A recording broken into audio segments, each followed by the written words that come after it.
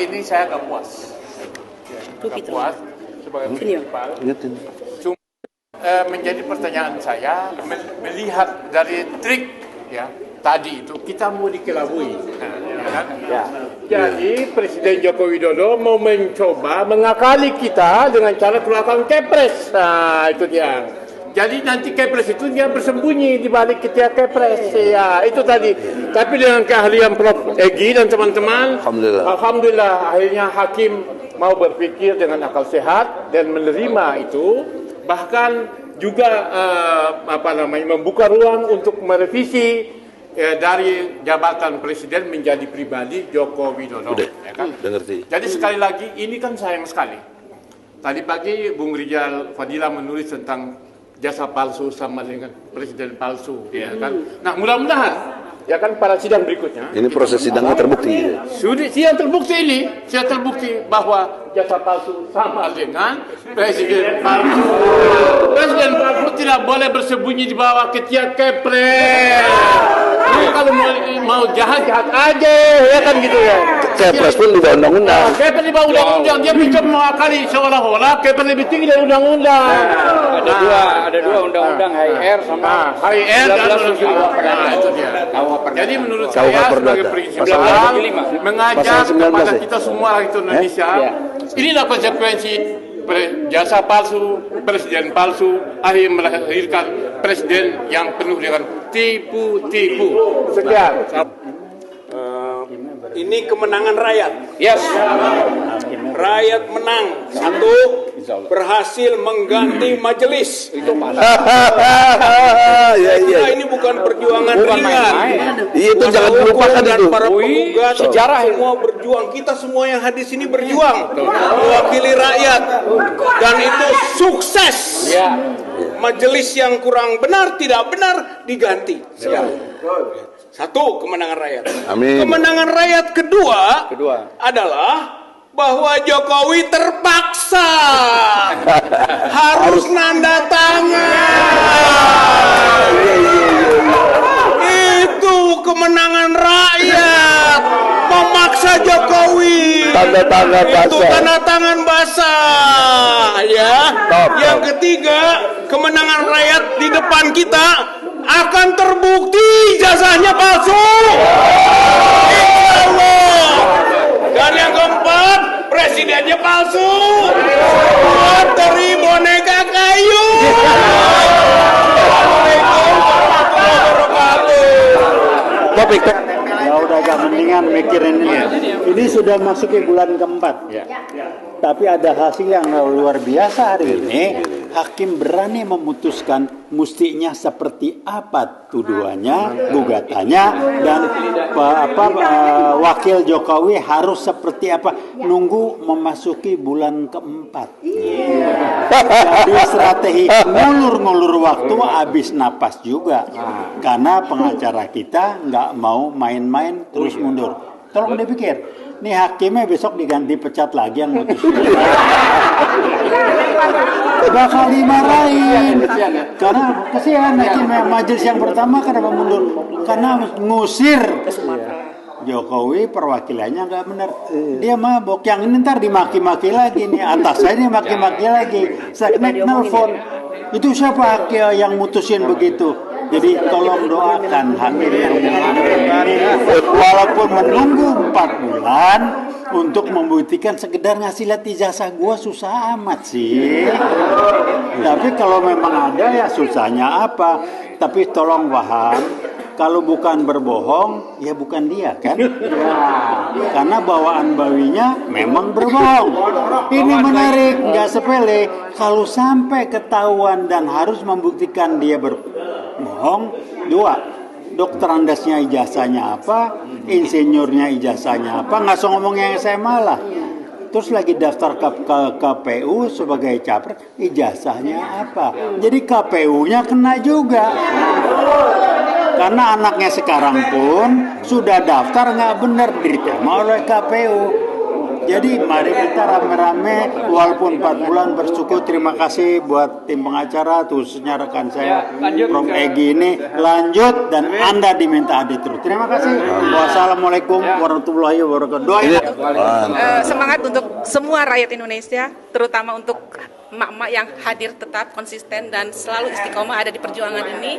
Di Jokowi palsu atau ijazah palsu tetap sama. Yang jelas kita bangga dengan lawyer para advokat yang ada di samping saya. Beliau berhasil menerobos masuk sampai ke titik keberhasilan saat ini. Bapak Jokowi, Anda harus menandatangani semuanya dengan tanda tangan basah. Kami tunggu di sidang berikutnya. Jika tidak bisa, Anda out, tumbang, dan Anda dideklarkan sebagai presiden palsu sedunia. Oke. Itu saja. Terima kasih untuk semuanya. Saudara-saudaraku sebangsa dan setanah air, pertama-tama mari kita menundukkan kepala, kita mengucapkan inna lillahi wa inna ilaihi raji'un. Telah berpulang ke rahmatullah salah satu bapak bangsa, ekonom ya, seorang legendaris, seorang begawan ekonomi yang hati dan jiwanya diperuntukkan untuk Indonesia tercinta hingga akhir hayat masih tetap garang menselepet ya orang-orang yang di dalam pemerintahan itu sudah melanggar daripada sumpah dan janjinya sebagai pejabat negara. Oleh karena itu sebelum saya ngomong, mari kita sama-sama membacakan Al-Fatihah. A'udzubillahi minasyaitonirrajim. Bismillahirrahmanirrahim.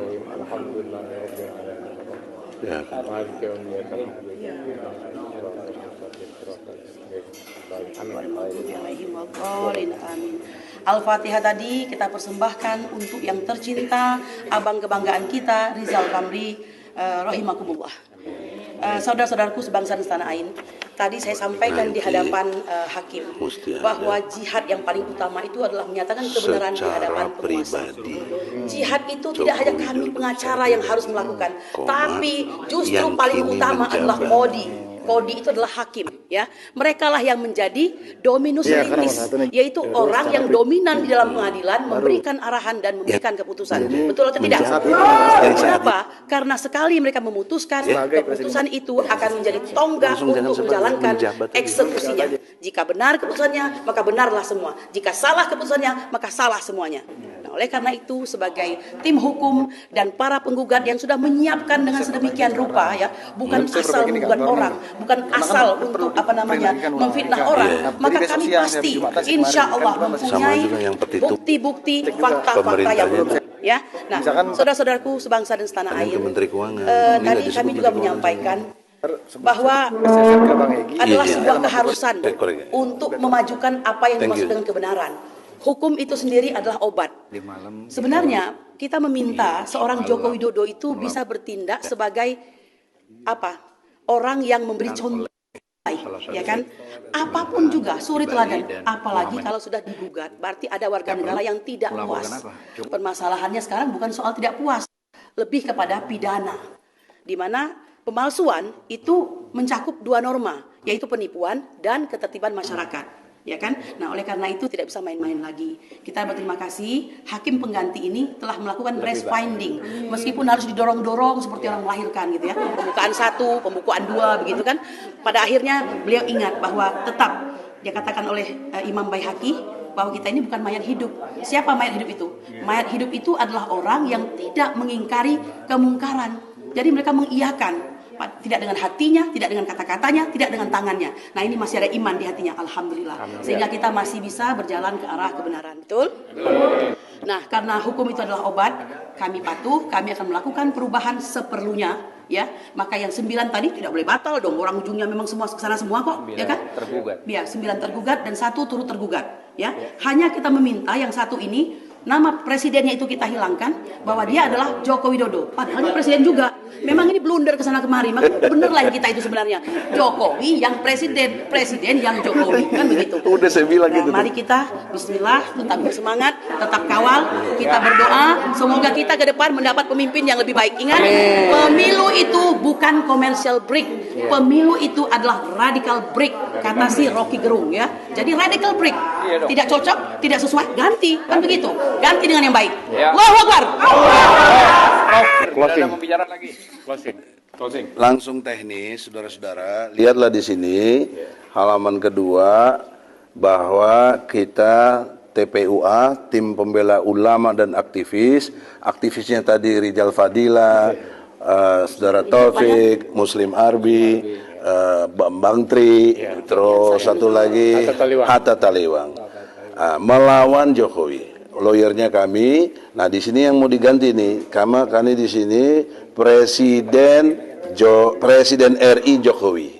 Nah, kalau ini mereka beralasan bisa pakai SK, bisa pakai mandat dari Mensesnek dan Jaksa Agung. Nah, bagaimana supaya tidak demikian? Sekarang presidennya kita drop, dibelakangkan, gitu loh. Secara pribadi, Saudara Joko Widodo yang kini menjabat presiden. Nah itu, jadi si pemberi kuasa Jokowi harus memberi kuasa tanda tangan basah kepada yang diwakilinya dari Jaksa Agung tadi. Nah, jadi nggak bisa lagi dia atas nama SK, nggak bisa.